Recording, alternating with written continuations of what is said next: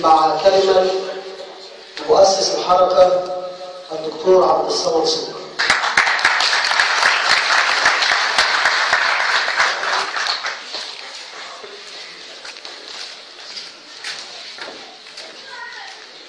بسم الله الرحمن الرحيم، والصلاة والسلام على رسول الله صلى الله عليه وسلم. سبحانك لا علم لنا إلا ما علمتنا إنك أنت العليم الحكيم. صلى الله عليه وسلم. لكن أنا أرحب بحضراتكم أهالي بلد أبو غالب، وأيضا يسعدني أن أنا أرحب بجميع الحضرات والسادة الضيوف من خارج قرية أبو غالب، وأرحب أيضا بالأستاذ رجب النائب رئيس مجلس مدينة مشهد القناطر، والأستاذ كمال، وللسادة الحضور اللي شرفونا النهارده. وحقيقة يعني أنا لا أستطيع، يمكن أنا أنحت في الصف عشان أجد كلمات أعبر بها عن سعادتي لهذا الجمع اللي بفضل ربنا سبحانه وتعالى ربنا وفقنا ليه كحركة مصر شعب واحد، إن احنا نجمع وإن احنا نكرم أهل بلدنا من الشباب المتفوقين، وأيضا من حفظ القرآن الكريم،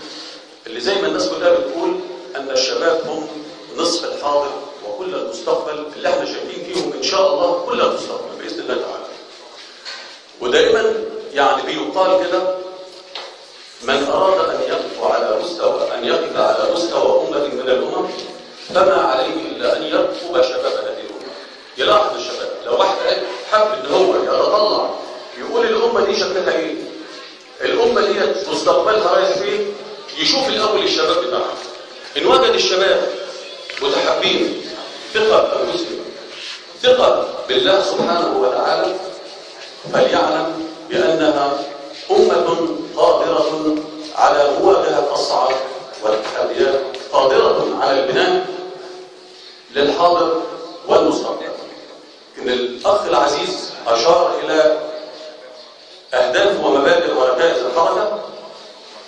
وأشار إحنا بنقول إن رؤية الحركة دي بالأساس، يمكن لما أتت الفكرة لتأسيس هذه الحركة حقيقة كان أساسها،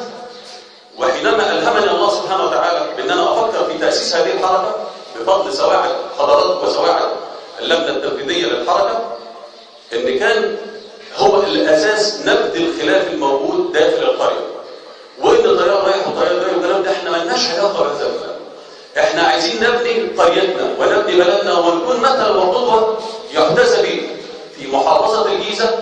وأيضا على مستوى الجمهورية. ده اللي إحنا عايزينه، ونضرب مثل للجمهورية كلها بأن شباب قرية أبو غالب كلهم متحابين بالله، أخوة نابذين للعنف، نابذين للخلاف، لأن إحنا كلنا عائلات وأقارب ونسب وإلى آخره. ما ينفعش إن إحنا يعني نختلف مع بعض أو يحدث خلاف أو مشقاق بيننا إلى آخره. فمن هنا أتت الفكرة، ثم بعد أن أتت الفكرة والحمد لله تم الاستجابة لها، المجموعة الأفاضل اللي قاموا بالتأسيس في هذه الحركة قالوا إن إحنا عايزين نبحث عن الصالح العام بتاع القرية. ووجدت أن هناك حماس وتطلع للمستقبل بأن إحنا نشوف المصالح العامة بتاعت القرية. وبالفعل قالوا: طب المصالح ايه؟ المشاكل بتاعت القرية ايه؟ في مشاكل قديمة، في مشاكل تم اتخاذ خطوات فيها فاعلة من شخصيات نكن لها كل تقدير واحترام. اللجنة الشعبية بقرية أبو غالب، وعلى رأسهم الأخ العزيز الأستاذ محمود معوض، الأستاذ عبد عبود، الأخ كمال، والأخ أنا لا يعني أستطيع أن أنا يمكن مش حافظ الأسماء، ولكن اللجنة الشعبية نكن لها كل تقدير واحترام فيما قدمته وفيما قطعته من أشواط، ونحن لا نعارض، احنا متفاعلين مع اللجنة الشعبية وبيكمل بعضنا بعض في ان احنا ننجز بعض المصالح العامة للقرية. وبالفعل ان احنا استطعنا ان احنا نضع ايدينا على بعض المشكلات العامة داخل القرية بفضل الله سبحانه وتعالى، وتواصلنا مع المسؤولين في محافظة الجيزة. وفي هذه المناسبة اسمحوا لي ان انا بعلم عن تقديري وامتناني وتثميني للدور الكبير جدا للسيد محافظ الجيزة من خلال زيارتي للمحافظة عدة مرات ومعي بعض الشباب في الحركة، وإن مشكورا أعطى توجيهات للنظر في مشكلات القرية سواء المتعلقة بالصرف الصحي، وده كان قطع فيه شوط من السابقين ومن الحاليين ومن اللجنة الشعبية، وإن احنا بنستكمل هذا الدور معاهم. وبالفعل سيادته أشر وتم التأشير إلى المعنيه لاتخاذ ما يلزم، واحنا ما بنستعجلش. البلد لازم نعلم ان البلد تمر بمشكلات اقتصاديه كبيره جدا جدا، واحنا لازم كلنا ندور معاها. ايضا كان هناك المشكله المتعلقه بالمكتبه وقطع فيها اشواط، وايضا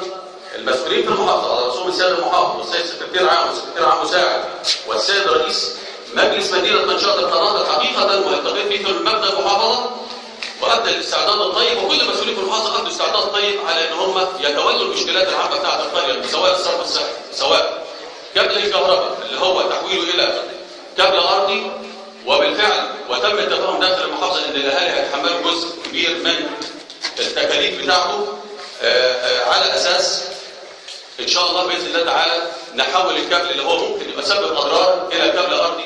وتم التاشير ايضا من خلال ساعات المحافظ الى هيئه الكهرباء علشان يعيد الدراسه ثاني اللي متوقفه من 2011 كان قطع فيها شهور، وايضا لمجلس المدينه، وان شاء الله باذن الله تعالى احنا ماشيين مع الجهات التنفيذيه بهذا الامر. ايضا المشروع بتاع المكتبه ايضا تحت الدراسه، وهذه المناسبه انا يمكن اخذت مجموعه من الحركه اللي كانوا قالوا للجمعيه الزراعيه، ورحنا للاستاذ الحاج ابراهيم عبد في منزله، ومشكورا هذا الرجل قال انا تحت امر اي مشروع قومي للقريه، ولن اكن عذرا امام هذا المشروع، لان مشروع انشاء المكتبه عندنا، وطبعا في جهود كثيره الاستاذ عماد عطاء عبد الغفار وبعض الاخوه الافاضل من اللجنه الشعبيه واهالي القريه يمكن يعني قطعوا شوط فيه، ولكن ان شاء الله باذن الله تعالى احنا واخدين خطوات كبيره جدا في موضوع المكتبه، اللي ده مشروع قومي، لا مش هيخدم ابو غالب فقط، ولكن هيخدم مجموعه القرى اللي حوالين ابو غالب ان شاء الله باذن الله تعالى. ان شاء الله باذن الله تعالى استطعنا بفضل من الله سبحانه وتعالى ان احنا ناخد موافقه وزاره الري بفضل من الله سبحانه وتعالى على موضوع الابار، وكان حتى في وردان كان ليها طلب معطل بفضل من الله سبحانه وتعالى، ضمينا وردان مع الخطه بتاعت خطه عام 2014-2015، وتم الموافقه بالفعل على 12 ابار في ابو غالب و13 بدر في وردان عشان تعدادها اكبر، وقطع شوط وتم فعلا ادراكها في الخطه بتاعت 2014-2015. تواصلنا مع المحافظه في الحقيقه في موضوعات كثيره جدا، منها مشروع القمامه، والاستاذ جمال مشكورا ان شاء الله هو متعاون معانا ومجلس المدينه، وان شاء الله باذن الله متعاونين ان احنا عايزين نرتقي بلدنا باذن الله تعالى في موضوع جمع القمامه، وان احنا نجيب براميل، وان احنا يكون في موضع ان احنا هنساهم في هذا المشروع ولو ب5 جنيه من كل بيت، 5 جنيه ندفعهم في مقابل ان بدل ويبقى في براميل موجوده، براميل كبيره نحط فيها عفوا الزباله بتاعتنا بحيث ان عربيه تعدي من الوحده المحليه الى اخره. هذه الامور حقيقه امور مبشره بالخير. معالي المحافظ وعد بان كل المشاكل العامه بتاعت ابو غالب ان شاء الله باذن الله تعالى هيتم حلها ووضعها في جدوله، ولكن احنا مش عايزين نتعجل الجهاز التنفيذي او المحافظه، لان هناك بعض العقبات الاقتصاديه وبتتعلم جميع الظروف اللي بتمر بها البلد، واحنا قدر الامكان حتى لما جت قصه المحاولات بتاعت الرفض ايضا قيد الدراسه حاليا، واحتمال ان شاء الله باذن الله تعالى ان يتم باذن الله بطريقه الموافقه عليها، ولو كانت هناك عقبات ماليه ايضا باذن الله تعالى ان احنا هنساهم فيها وهنذللها باذن الله تعالى ان شاء الله باذن الله تعالى. يمكن اللقاء الاخير كان في المحافظه الاسبوع الماضي دوت، ويعني طلبت من سياده المحافظ ان احنا عايزين ان احنا يعني يلتقي به مجموعه من الشباب حركه مصر شعب واحد، وهو مشكورا يعني جالنا تليفون دلوقتي بان اللقاء تحدد يوم الثلاثاء القادم الساعه 11 صباحا ان شاء الله مع سياده المحافظ. هناخد ان شاء الله يعني حتى لا نثقل عليه، يعني ناخد 2-3 من الحركه ان شاء الله باذن الله تعالى، وهنروح هناخد كل مشاكل القريه، المشاكل العامه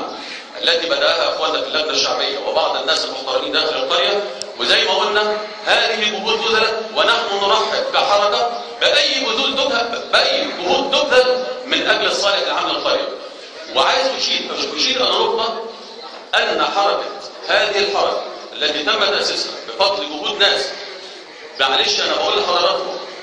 بيسهروا وبيتعبوا وبياخدوا مواصلات على حسابهم ويروحوا يقابلوا مسؤولين، كل هذا الكلام من اجل الصالح العام، ليس لاحدنا نهائيا صالح شخصي، ومؤكد ليس هناك ثمة مصالح شخصيه لاي ممن هم موجودين داخل الحركه، مفيش حد لنا فيه مصلحه خالص، ما لناش لا مصلحه، والحركه لا تقوم على اي اتجاه سياسي ولا فكر سياسي ولا ان احنا مع فلان ضد فلان، هذا الكلام احنا لا، احنا مع الصالح العام بتاع القريه فقط لا غير، وليس لنا ثمه مصالح اخرى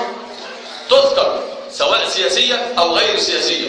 احنا الحمد لله رب العالمين يمكن كل المؤسسين او الجماعه في الحركه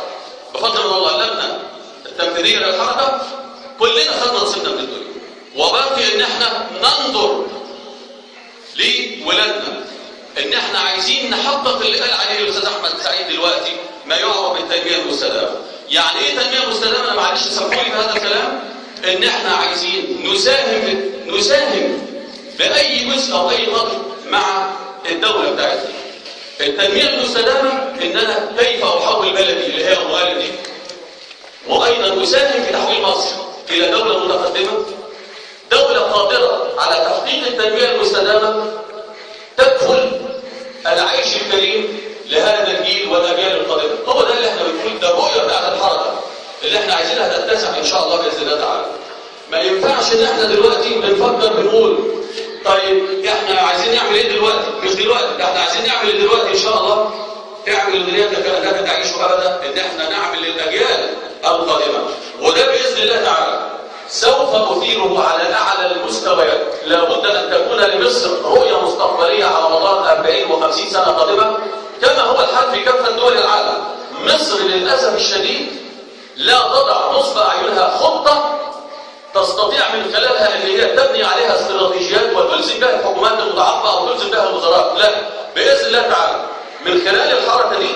ان احنا باذن الله تعالى على اعلى المستويات لابد ان تضع مصر رؤيه مستقبليه